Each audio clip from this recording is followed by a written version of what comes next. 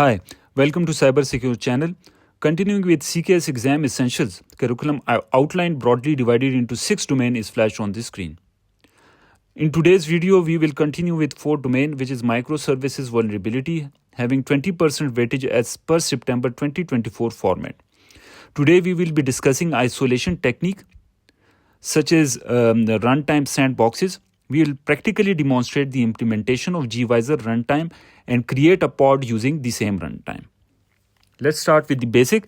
In Kubernetes, containers share the same host kernel. While this makes container lightweight and fast, it also introduces a security risk. If a container is compromised, an attacker could potentially break out of the container and gain access to the host system or other containers. This is called a container breakout attack. And it's a serious concern, especially in the multi-tenant environment. This is where runtime sandboxes come in. Runtime sandboxes provide an additional layer of isolation between container and the host kernel. So what are the benefits of this the runtime sandboxes? First, it isolates container from the host and each other, reducing the risk of container breakout attack. Secondly, it limits the access to the host kernel, which reduces the attack surface. And third, it provides additional security layer for multi-tenant environment, making it ideal for shared cluster where security is a top priority. Two popular runtime sandboxing technologies are gVisor and Kata Containers. Let us quickly compare gVisor and Kata. While gVisor uses a user space kernel to isolate container, it intercepts system calls from the container and handles them in user space, reducing the direct interaction with the host kernel. While Kata Container use lightweight virtual machines to provide hardware level isolation. This makes Kata Container more secure, but also introduces higher overhead in terms of memory and the CPU usage. So if you need strong isolation with lower overhead, gVisor is a great choice. But if you are working with highly sensitive workload that require the highest level of security, Kata Container might be the better option. Implementation of runtime sandboxes actually involve two steps.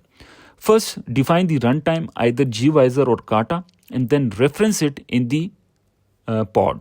The runtime are not namespace bound and can be used at node or cluster level.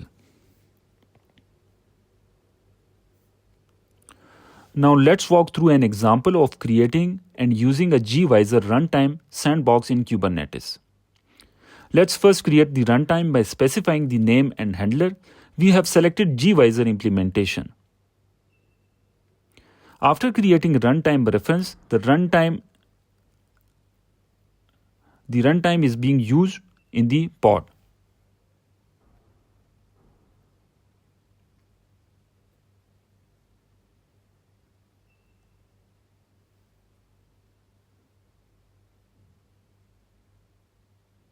We reference the runtime in the pod.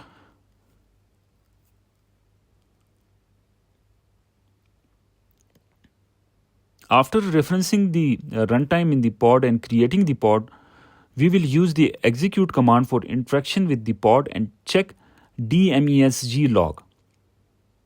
Now, what is this kind of log? When a Linux system boots up, the kernel logs messages about the hardware detection, device initialization, and other critical events. The dmesg allows you to view these boot time messages, which can help you diagnose issues related to hardware, driver, or kernel modules. Now creating the pod. The pod has been created, and now using the execute command for interaction with the pod and checking dmesg logs.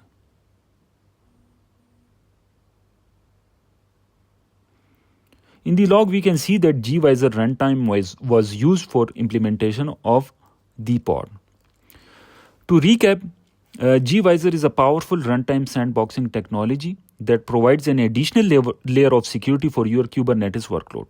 By isolating containers in a user space environment, it reduces the risk of container breakout attacks and limits the access to the host kernel.